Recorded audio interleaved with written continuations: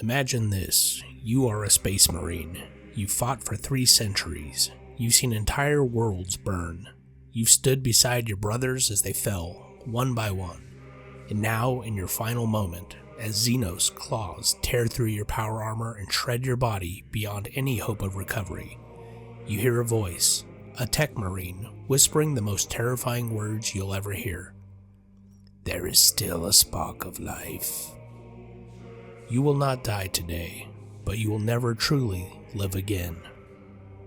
Welcome back to the Lorelord. Today we're diving into one of the most tragic and awe-inspiring aspects of Warhammer 40,000 lore, the Dreadnoughts. These are not merely war machines. They are not robots. They are tombs, walking sarcophagi carrying the shattered remains of the Imperium's greatest heroes, kept alive only by archeotech and the cruel mercy of duty. As the lore tells us, Dreadnoughts are war incarnate, towering machines that advance forwards with thunderous strides, fiery death roaring from the myriad of heavy weapons mounted on their hulls. Let's be clear about what a Dreadnought really is. When the greatest warriors of the Adeptus Astartes fall in battle, crippled beyond even the Space Marine's legendary healing capabilities, they face a choice that isn't really a choice at all. If there's even the smallest spark of life remaining, their broken bodies are repaired just enough to be transferred into an armored, cyber-organic sarcophagus. This sarcophagus becomes both their life support system and their prison. The lore is explicit about what happens next. The pilot himself survives only as a tightly curled and shriveled organic component deep inside the Dreadnought, which is at once his reborn body and his tomb. Think about that phrase for a moment. This is what remains of a 7-foot-tall superhuman warrior. Was once a demigod of war is now reduced to something so physically diminished that the lore describes it in almost grotesque terms. The link between this organic remnant and the Dreadnought systems is absolute and permanent. As the lore states, their pilots are neurally linked straight into the Dreadnought's cybernetic systems and are able to use the walker as if it were their own body, although they are permanently entombed within its ceramite skin until they are destroyed.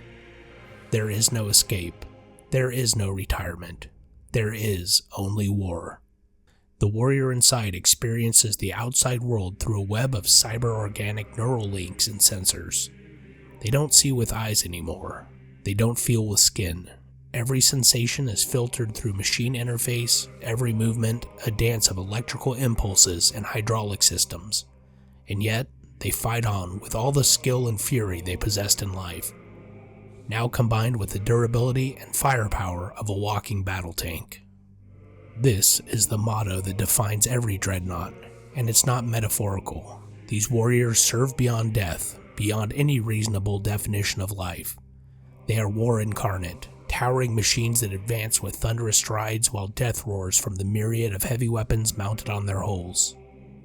The most common pattern in the 41st millennium is the Castroferum pattern Dreadnought, typically armed with devastating combinations like an assault cannon and power fist.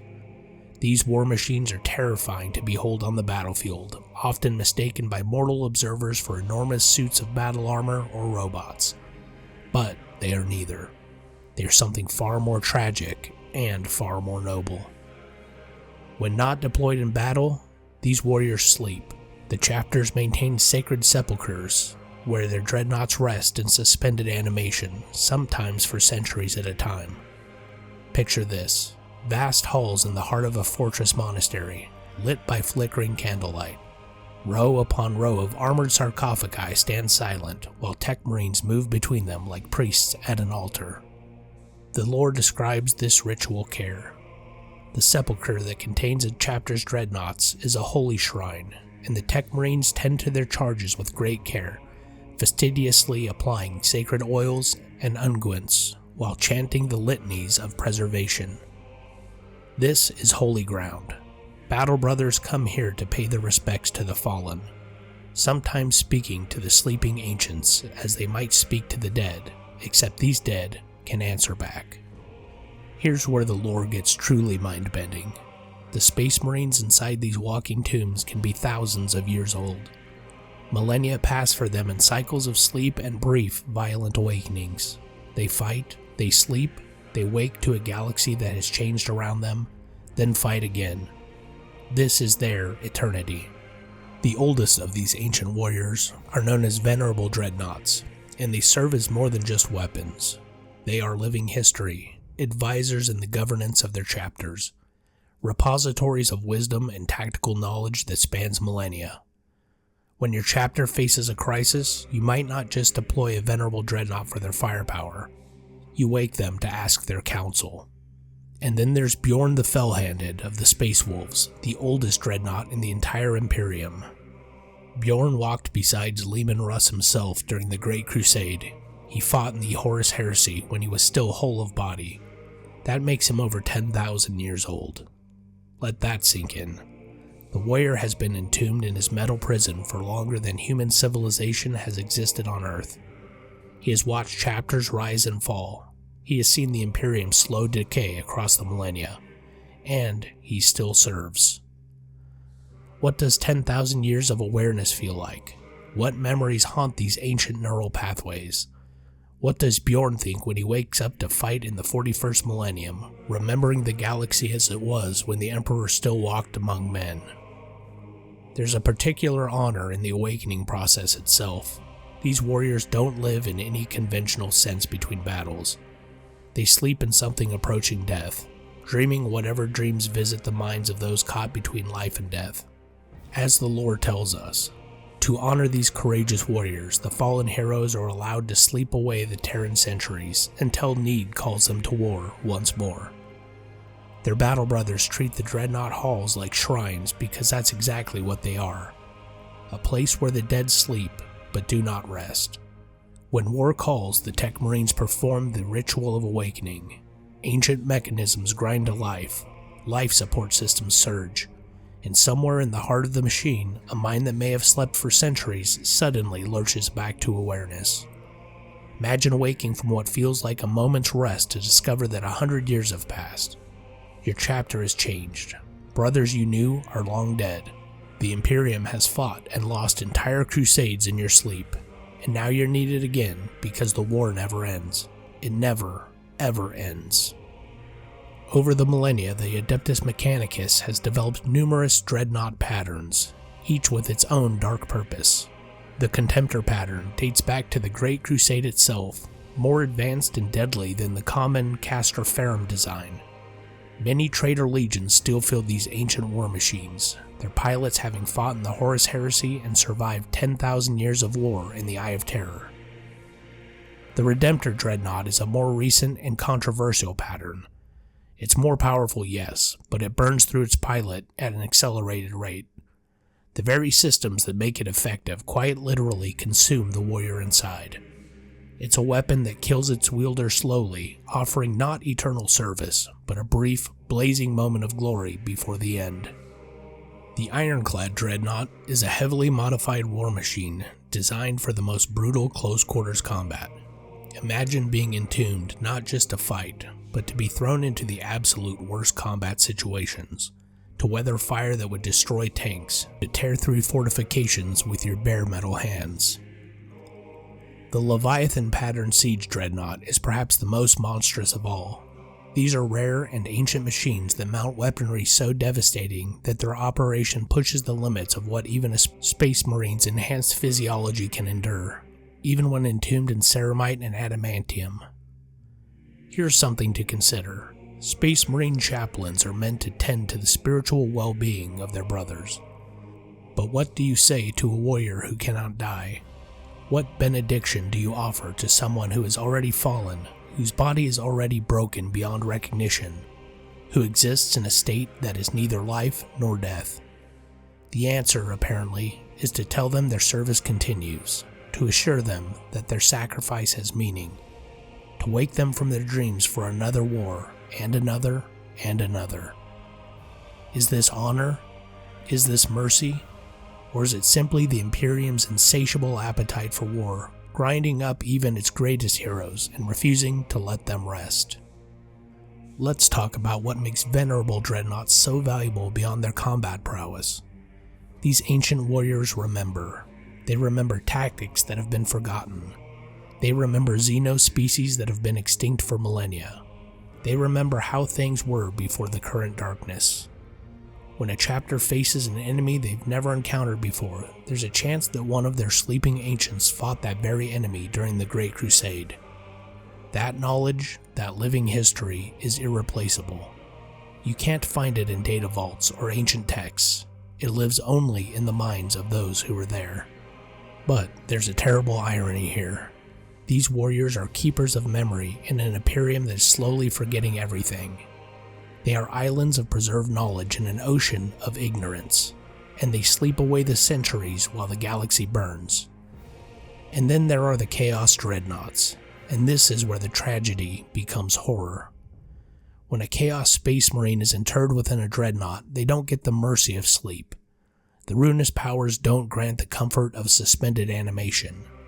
Instead, these warriors remain aware through the centuries, fully conscious, fully awake, for hundreds or thousands of years. Many go utterly insane. The lore tells us about dreadnoughts that are barely controllable and subject to indiscriminate and savage bouts of rage. Warriors like Stiveth, the Berserker of the World Eaters, who had to be kept in a deep coma between battles because the interaction between his neural implants and the dreadnought systems drove him to indiscriminate slaughter. When deployed at Istvan III, he cared not who he killed, ally or enemy. He was a weapon that had forgotten its purpose, knowing only rage. There's the Warmonger, originally a word-bearer's dark apostle who fought at the Siege of Terra. 10,000 years later, he sometimes forgot where and when he was during combat, reliving moments from the ancient siege. The past and present merged in his mind. Imagine that level of temporal confusion, fighting battles that blur together across millennia until you can no longer separate memory from reality. This is the price of choosing chaos, not death, but an existence so prolonged and tormented that death would be a mercy. Let me pose a question that the lore dances around but never quite answers. What do the Dreadnoughts themselves think about their fate? We know they're honored. We know they're revered. We know that being chosen for internment is considered a great privilege. But is that what they feel, or is it what they're told to feel? When a Techmarine says, "There is still a spark of life," is the warrior's response relief or dread? Consider this. You are a Space Marine. You've already given everything to the Imperium. You've abandoned your family, your past, even your humanity. You've been transformed into a living weapon, denied the simple pleasures that normal humans take for granted. And now, at the moment when death should finally release you, when service should finally end, they take even that from you. They tell you it's an honor. They tell you your service continues. But you will never feel the sun on your face again. You will never stand among your brothers as an equal again. You will be a relic, a weapon, a thing to be awakened when needed and put away when not. Is that what you wanted, or is it simply what the Imperium needs? Is this the greatest honor, or the cruelest fate? This is the central question that makes Dreadnoughts so compelling in the lore. In the Imperium of Man, there is no retirement. There is no peaceful end. Even death is not permitted if your service can continue. The Dreadnought is the perfect symbol of this. A warrior denied rest, denied peace, denied even the dignity of a proper grave. And yet these warriors fight on. They wake from their dreams, they go to war, they protect their brothers. Many serve with pride. The venerable Dreadnoughts share the wisdom willingly. They mentor younger Space Marines. They stand as examples of everything their chapter values. Are they prisoners in golden cages? Or are they truly the blessed few, chosen to serve forever? Perhaps the answer is both. Perhaps that's the point.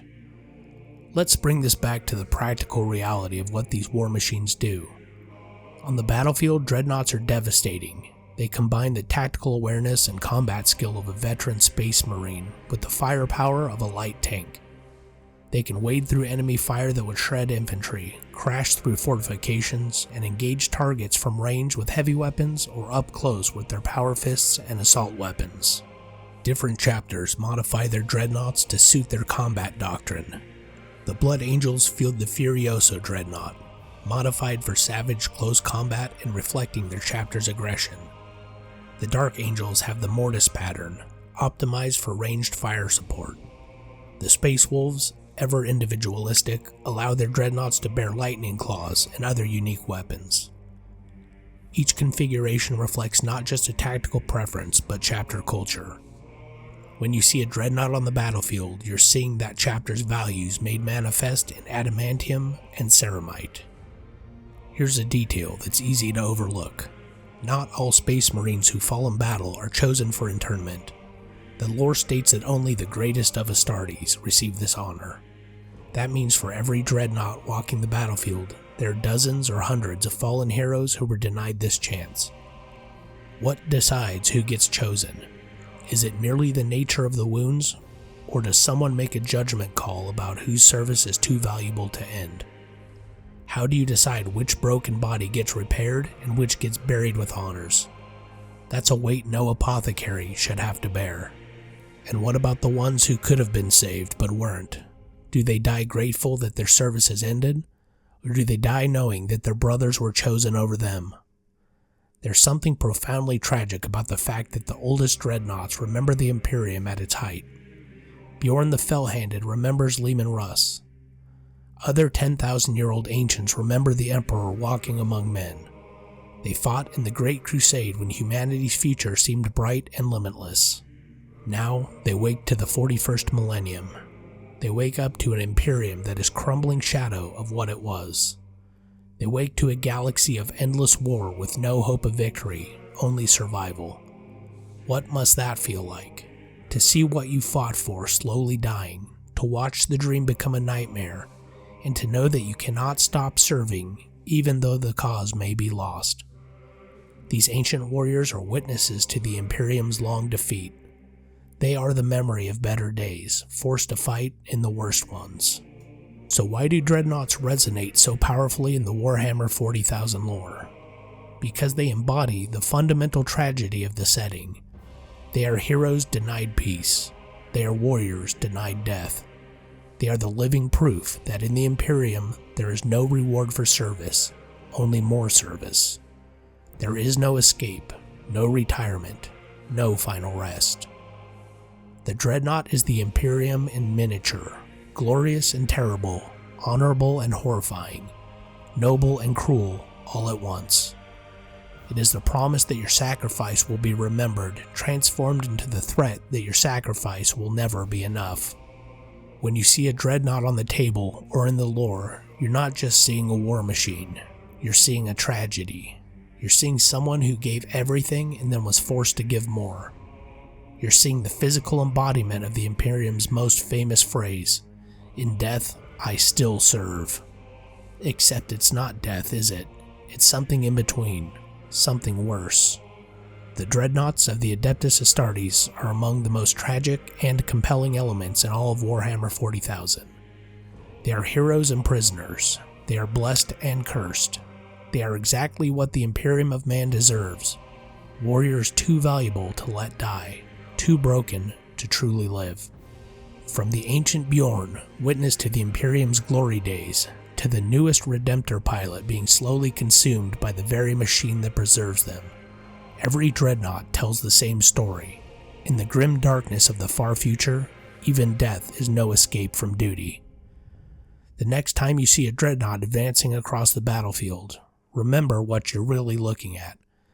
Not a robot, not a tank, but a tomb.